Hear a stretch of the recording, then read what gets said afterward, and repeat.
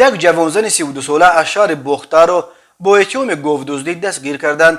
مرکز مطبوعات وزارت کارهای داخلی تاجیکستان روز 16 فوریه خبر داد که به شعبه وزارت کارهای داخلی در ناحیه جامع با عریضه زن 43 ساله ساکن ناحیه مذکور مراجعت نموده است که شب 14 به 15 فوریه سال 2022 تخمینا ساعت 01:20 دقیقه شخصان نامعلوم با راه پنهانی از زمین‌های خواجگی دیقونیش یک سر چاروای کلان شاخدار را دزدیده از جای حادثه غیب زده است. ضرر رسانیده شده 5800 سامانی را تشکیل می‌دهد.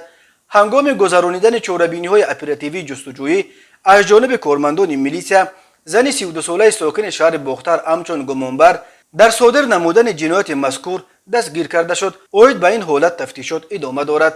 در عموم بنا به آمار وزارت کارهای داخلی سال 2021 در جمهوری 6425 حادثه دزدی ثبت شده است.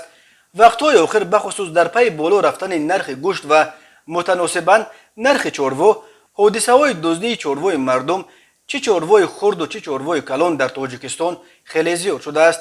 اما موردهای با جرم دزدی بخصوص دزدی چاروای کلان به دست افتادن زنان در جمهوری انگشت شمارند و همچنین مورد یک حادثه فوق‌العاده و مایه نگرانی ارزیابی می شود، زیرا سخن درباره دست به جنایت زدن زن می رود. در جامعه سنتگرا و محافظه‌کار تاجیکستان دست به جنایت زدن زنان یک عمل خیلی ننگین شمرده می شود.